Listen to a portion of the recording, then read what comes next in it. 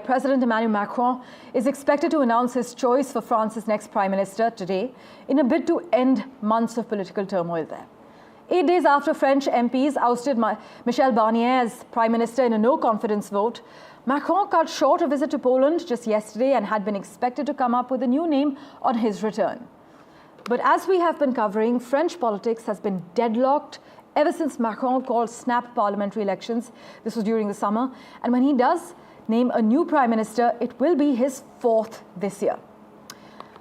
For further clarity, let's go across to Ray Locker, who joins us live from Washington at the moment.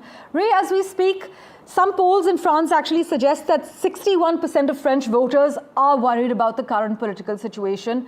But the French president's gamble on the far-right support, as we've seen, has so far failed. Would you argue that the route to stability lies now in the complete opposite direction?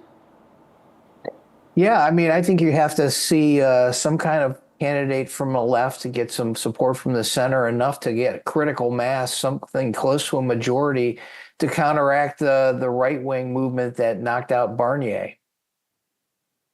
France actually finds itself without a functioning government for the second time in 6 months, Ray.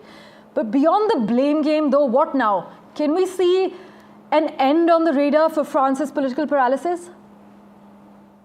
Well, I'm not very optimistic about that happening anytime soon. I mean, you have basically a three-way split in the assembly between the center, the far left, and the far right, and neither side shows any indication of a real meaningful compromise.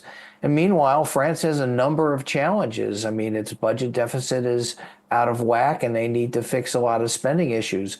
And people don't want to do that. So I don't know where that leaves Macron, who is increasingly unpopular. Is he viewed as an increasingly unpopular leader even on the global stage, Ray? Well, I mean, in terms of how he deals with other world leaders, he seems to do fine. He seems to be popular with other leaders in Europe. His relationship with Trump is iffy. But inside the country, he's not doing well. Right. Well, French politics has been deadlocked ever since Macron actually called the snap parliamentary elections during the summer. And when he does name a new prime minister, which is expected today, it will be his fourth this year. Ray Locker, as always, thanks so much for joining us with your quick comments. Thank you.